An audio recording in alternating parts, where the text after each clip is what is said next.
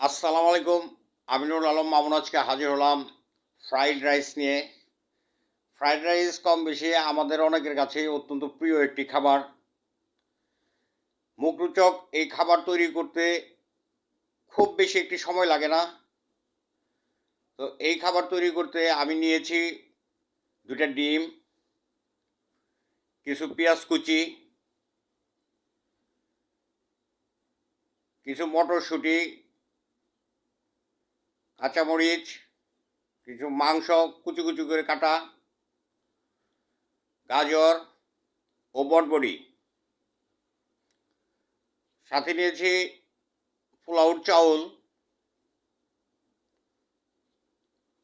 তো এখন কথা না বাড়িয়ে আমরা কাজে ফিরে যাই। প্রথমত আমি চাউলগুলো খুব ভালো করে ধুয়ে নেই। চাউল থেকে সাদা সাদা যে ময়লাগুলো বের হয় এগুলোর জন্য বেশ কয়েকবার ধুতে হয়। ধুয়ে আলাদা একটা প্লেটে রাখলাম। প্লেটে রেখে এখন আমি এগুলো সিদ্ধ করব, চাউলগুলো সিদ্ধ করব। চাউলগুলো সিদ্ধ করার জন্য একটু লবণ দিয়ে দিলাম এবং ঢেকে দিলাম সর্বোচ্চ 5 মিনিট। তারপরে আমি ওই পানিগুলো ফেলে দিয়ে ভাতের মাঠটা ফেলে দিলাম, চাউলের মাঠটা ফেলে দেওয়ার পরে তো আদৌ শক্ত মানে একদম ক্যাতক্যাতা নরম না, এবং এই পরিমাণ মানে শক্ত থাকবে। তারপর আমি এটা আলাদা করে রেখে দিই। চাউলগুলো আলাদা করে রেখে দিয়ে একটা কড়াইয়ের মধ্যে আমি মাংস কুচুগুলো ছেড়ে দিলাম।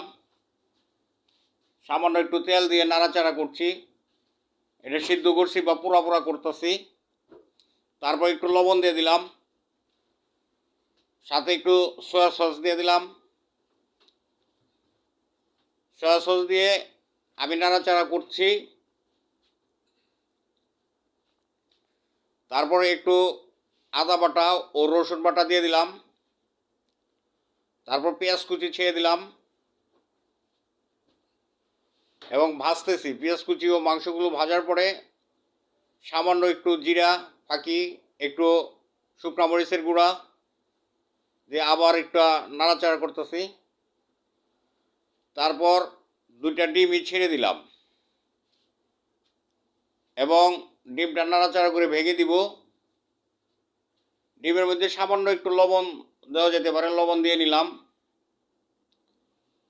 তারপর ডিম ভাজা ভাজা হচ্ছে, তখন ওই অন্য অন্য সবজিগুলো দিয়ে দিলাম, মানে বটবডি ও গাজর দিয়ে দিলাম।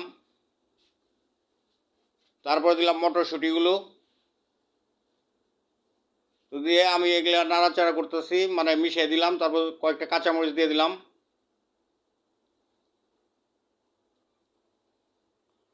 এখন আমি কিছু মানে তেজপাতা আর গরম মশলা দিলাম, এলাচ দারচিনি দিয়ে ওই সিদ্ধ চাউলগুলো সাথে সবজিগুলো মিশিয়ে দিব। খুব ভালো করে মিশিয়ে দিব যাতে পরিপূর্ণভাবে মিশে যায়। তারপর একটু ঘি দিলাম, ঘি দিয়ে ফ্লেভার তৈরি হয়, এবং ঘি দিয়েও মিশিয়ে দিলাম। তো এইভাবে আস্তে আস্তে চাউলটা ফুটতে থাকবে।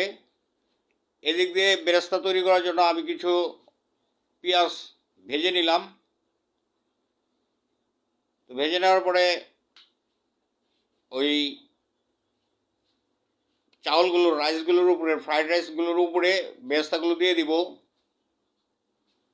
তো বেরেস্তাগুলো দিয়ে দিলাম। তো দেখাই যাচ্ছে যে কীরকম ঝরঝরা ফ্রাইড রাইস হয়েছে। এটা আমাদের নিজেদের থিওরি থেকে তৈরি করা। তো এখন আমরা এটা পরিবেশনা করব।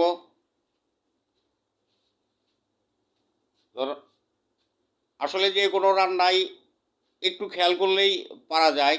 কেউ যদি এই পদ্ধতিতে ফ্রাইড রাইস তৈরি করে তার রান্না সুন্দর হবে। তো আজকে এটা ছিল আমাদের ইফতারির একটা আয়োজন।